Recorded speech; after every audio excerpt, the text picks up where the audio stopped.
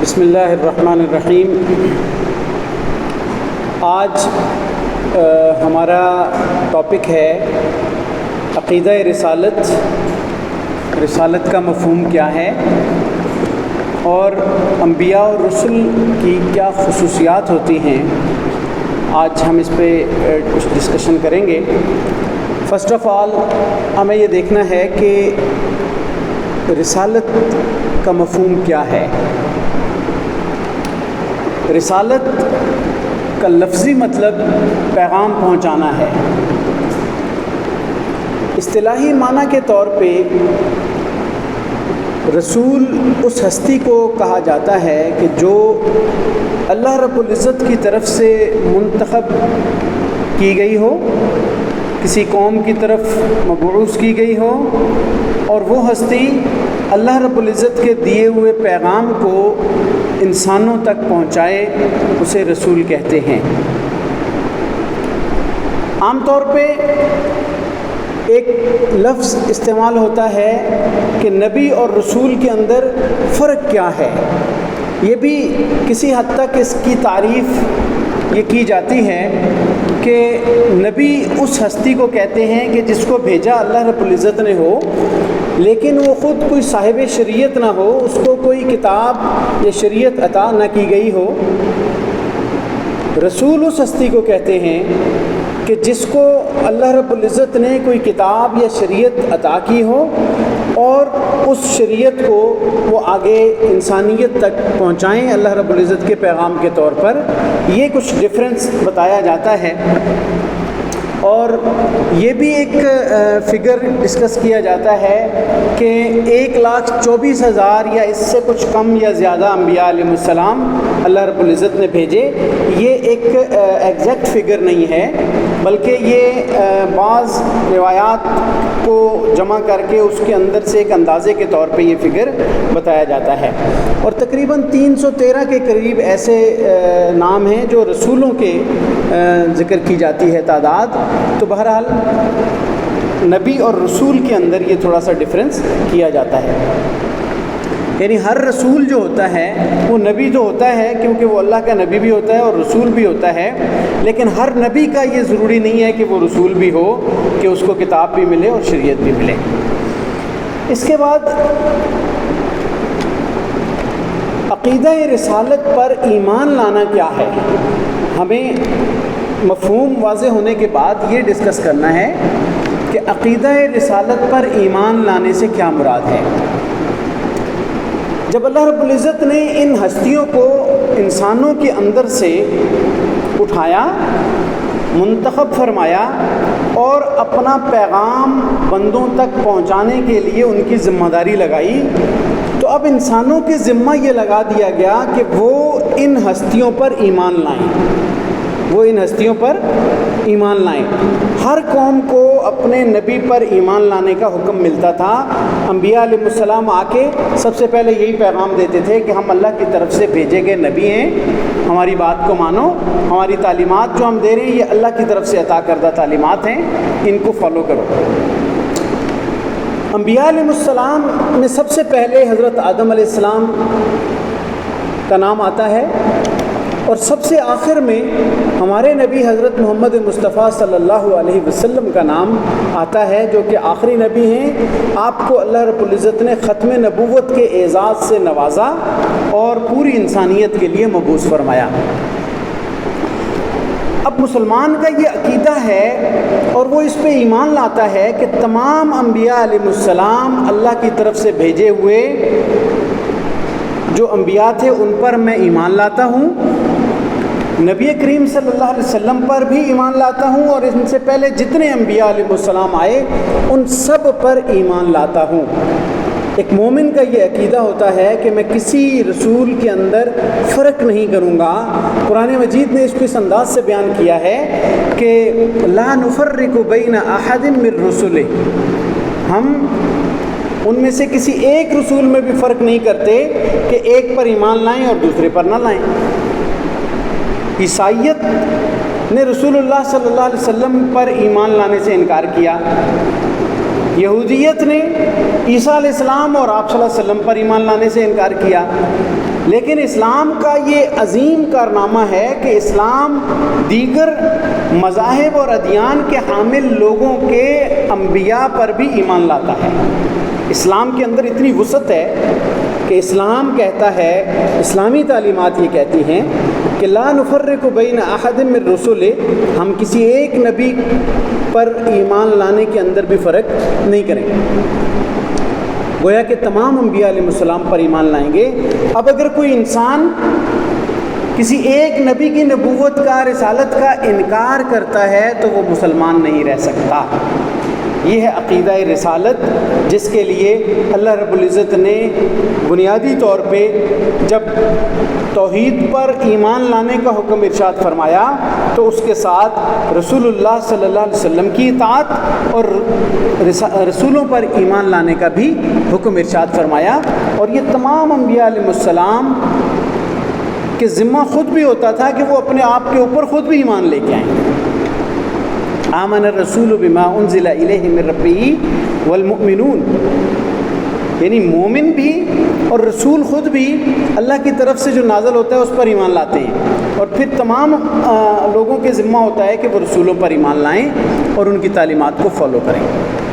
یہ بنیادی ایک چیز ہے جو ہمیں سمجھنی چاہیے، اور رسولوں کی اللہ رب العزت نے جو رسپانسبلٹی لگائی ہوتی ہے وہ اللہ نے ان کے ذمہ لگایا کہ آپ کے ذمہ اللہ کا دین اور اس کی دعوت کو پہنچا دینا ہے۔ قرآن مجید میں رسول اللہ صلی اللہ علیہ وسلم کی ذمہ داری مختلف انداز سے فاصدع بما تؤمر، جو کچھ آپ کو دیا جاتا ہے اس کو پہنچا دو، یہ ذکر کی قرآن مجید نے۔ اسی طرح سے جتنے بھی وما ارسلنا من رسول الا لیطاع باذن اللہ، جتنے بھی رسولوں کو اللہ نے بھیجا ہے فرمایا کہ اس لیے بھیجا ہے کہ اللہ کے حکم سے ان کی اطاعت کی جائے۔ تو رسول وہ پیغام لے کر آتے ہیں جو اللہ رب العزت کا بندوں کے لیے ہوتا ہے، گویا رسول اللہ اور بندوں کے درمیان ایک پیغام پہنچانے کی ذمہ داری کو ادا کرتے ہیں، اور وہ اللہ تعالیٰ کی طرف سے برگزیدہ اور منتخب شدہ بندے ہوتے ہیں۔ یہ تو بنیادی طور پہ مسلمان کے ذمہ انبیاء اور رسول پر ایمان لانا ضروری ہے۔ یہ ہمارا دوسرا بنیادی عقیدہ ہے عقائد کے اندر کہ انبیاء اور رسول پر ایمان لایا جائے، اور اس کو عقیدہ رسالت کہتے ہیں۔ اب ہم یہ دیکھتے ہیں کہ انبیاء اور رسول کی کچھ خصوصیات ہیں جو اللہ رب العزت نے باقی لوگوں سے انہیں ممتاز کیا ہوتا ہے، باقی لوگوں سے انہیں اس سے امتیاز حاصل ہوتا ہے۔ سب سے پہلی چیز جس کو انبیاء اور رسول کی خصوصیات میں ڈسکس کیا جاتا ہے وہ ہے بشریت، کہ تمام انبیاء اور رسول وہ انسان ہوتے ہیں، بحیثیت جنس کیا ہوتے ہیں؟ انسان ہوتے ہیں، بشر ہوتے ہیں، آدم کی اولاد ہیں۔ آدم علیہ السلام کی اولاد وہ بشر کہلاتی ہے، انسان کہلاتی ہے۔ خود آدم علیہ السلام بھی بشر تھے، اور جو بھی انبیاء آئے وہ سارے کے سارے انسان تھے۔ کسی نبی کو انسان کے علاوہ اللہ نے کسی اور کو نبی نہیں بنایا، یعنی فرشتوں میں سے اللہ نے نبوت کسی کو نہیں عطا فرمائی۔ بات سمجھ رہے ہیں؟ جنات میں نبوت کسی کو عطا نہیں فرمائی گئی۔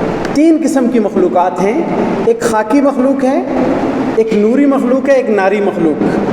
خاکی مخلوق انسان جس کو رجل بشر کہتے ہیں، نوری مخلوق فرشتے ہیں، اور ناری مخلوق جنات ہیں۔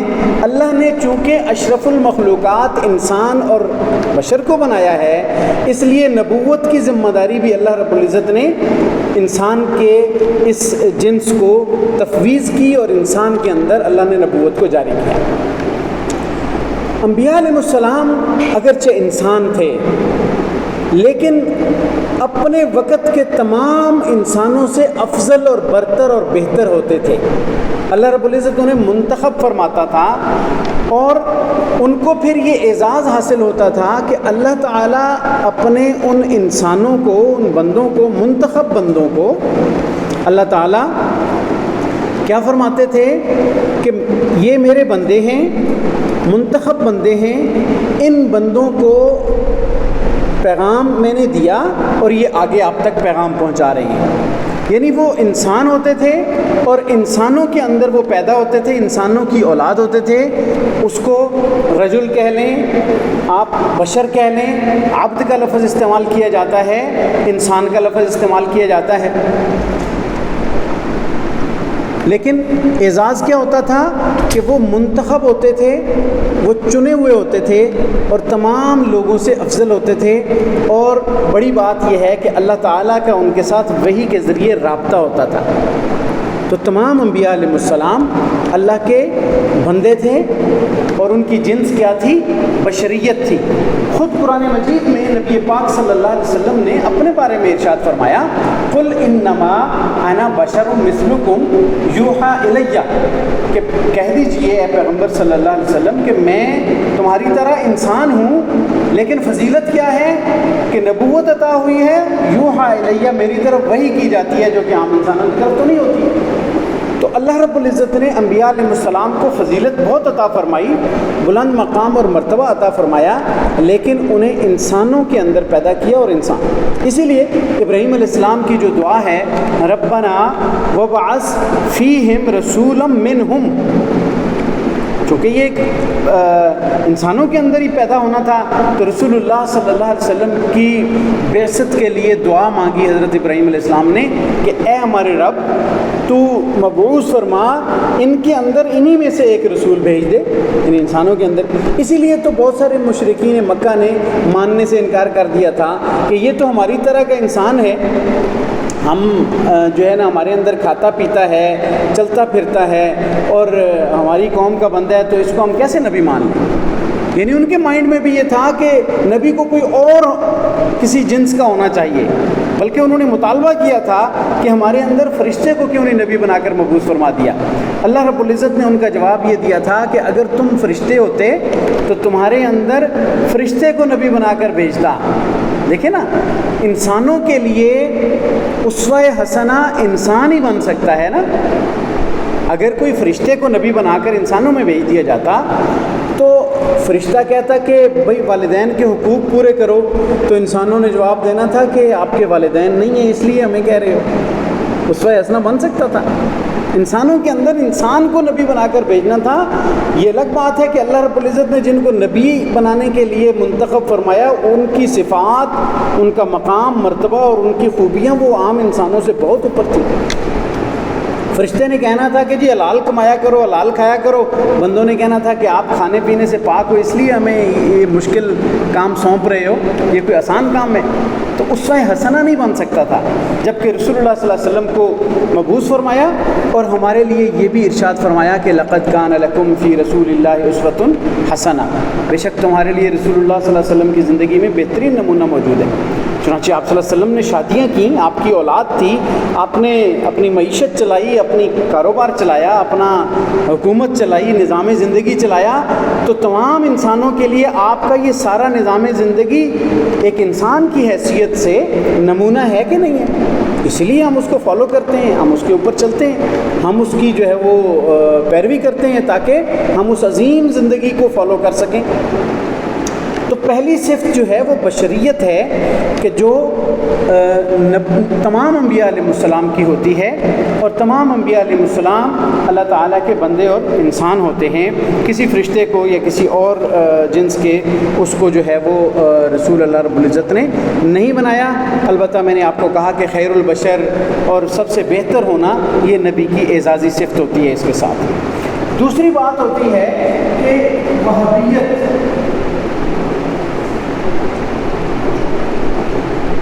کا مطلب ہے کہ یہ اللہ کی عطا ہوتی ہے. نبوت اللہ کی عطا ہوتی ہے. کوئی شخص یہ نہیں کہہ سکتا کہ میں نے اتنی محنت کی کہ میں نبی بن گیا. ایسا نہیں کہہ سکتا کوئی بھی بندہ. کوئی اپنی مشقت محنت کے ساتھ، مقام مرتبے کے ساتھ نبی نہیں بن سکتا. یہ اللہ رب العزت کی طرف سے انتخاب ہوتا ہے کہ اللہ تعالیٰ کس کو عطا کرے. وہابیت کا یہ مطلب ہے کہ یہ اللہ کی طرف سے عطا کردہ چیز ہوتی ہے، انسان کا اپنا اس میں کوئی عمل دخل نہیں ہوتا، اور کوئی جھوٹا دعویٰ کرے گا تو وہ پکڑا جاتا ہے۔ اللہ رب العزت کی طرف سے جن کو نبوت عطا فرمائی گئی وہ اللہ کی عطا تھی، اور نبیوں نے اپنے پیغام میں اس کو بتایا کہ میں اللہ عالم حیث یجعل رسالتہ، کہ اللہ بہتر جانتا ہے کہ کہاں اس نے رسالت دینی ہے، کس کو اس نے رسول بنانا ہے، کس کو رسالت دی جائے۔ اور یہ عام آدمی کے لیے مطلب اللہ رب العزت نے اعلان فرما دیا کہ واللہ یختص برحمتہ من یشاء، اللہ تعالیٰ اپنی رحمت کو جس کے ساتھ چاہے خاص کر دے۔ یہ تو نبوت کی جو رحمت ہے یہ اللہ رب العزت کی عطا ہے، یہ ذہن میں رکھنا چاہیے کہ یہ اللہ کی عطا ہوتی ہے، کوئی شخص اپنی اسٹرگل سے، محنت سے، کوشش سے، کاوش سے نبی نہیں بن سکتا۔ تیسری چیز جو انبیاء علیہ السلام کی ایک مین صفت ہوتی ہے وہ واجب الاطاعت ہوتے ہیں، ان کی یہ صفت ہوتی ہے۔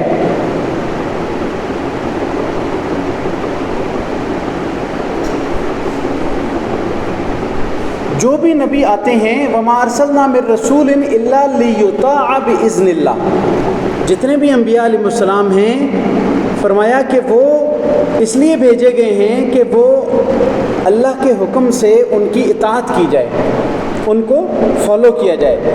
تو نبیوں کی اطاعت لازم اور واجب ہوتی ہے امتیوں پر، وہ جو احکام دیں ان کو ماننا پڑتا ہے۔ رسول اللہ صلی اللہ علیہ وسلم کے بارے میں بھی یہ ارشاد فرمایا ما آتاکم الرسول فخذوہ، جو کچھ تمہیں رسول اللہ صلی اللہ علیہ وسلم دیں اسے لے لو، وما نہاکم عنہ فانتہوا، جس سے روک دیں اس سے رک جاؤ۔ کہیں فرمایا اطیعوا اللہ و اطیعوا الرسول، اللہ کی اطاعت کرو اور رسول اللہ صلی اللہ علیہ وسلم کی اطاعت کرو۔ من یطیع الرسول فقد اطاع اللہ، جس نے رسول اللہ صلی اللہ علیہ وسلم کی اطاعت کی اس نے اللہ کی اطاعت کی۔ تو انبیاء علیہ السلام کی اطاعت لازم ہوتی ہے، اور جب آپ صلی اللہ علیہ وسلم آخر میں تشریف لائے ہیں تو اب آپ کی اطاعت سب پر واجب ہے، اور سب لوگ اس کی جو ہے وہ گواہی دیتے ہیں۔ چوتھی چیز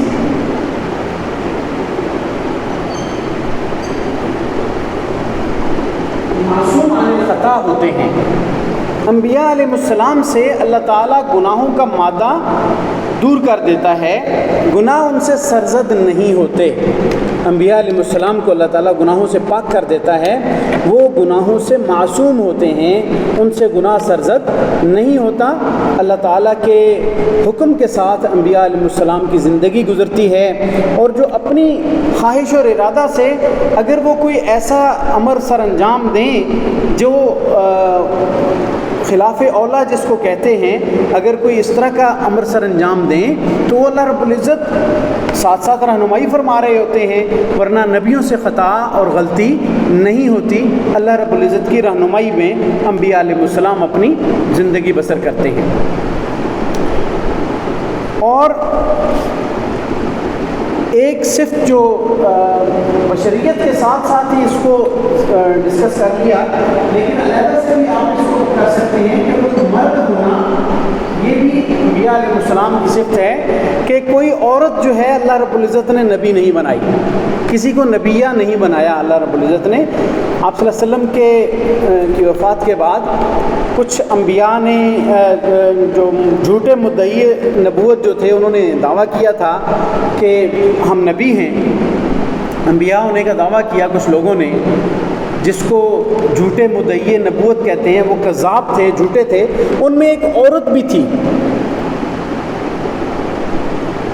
اس عورت نے بھی دعویٰ کیا کہ اللہ نے یہ فرمایا ہے نا کہ نبی کوئی نہیں ہوگا، یہ نہیں فرمایا کہ نبیہ کوئی نہیں ہوگی، لہٰذا ایک سجاح بنت حارث ایک عورت تھی، اس نے بھی نبوت کا دعویٰ کر لیا تھا، لیکن جو اسلامی فوجیں ہیں انہوں نے جب ان کی سرکوبی کی تو حضرت ابوبکر رضی اللہ تعالیٰ عنہ کے دور میں منکرین زکوٰۃ کے خلاف جیسے مہم جوئی ہوئی، اسی طرح جھوٹے مدعیان نبوت کے خلاف بھی لشکر کشی کی گئی، اور اللہ رب العزت نے مسلمانوں کو فتح عطا فرمائی۔ تو مرد جو ہے وہ ہمیشہ نبی ہوئے، اللہ رب العزت نے مردوں کو نبی بنایا ہے، اور مرد جو ہے وہ نبی ہوتے رہے۔ اس کے بعد صداقت اور امانت جو ہے یہ نبیوں کی صفت رہی ہے.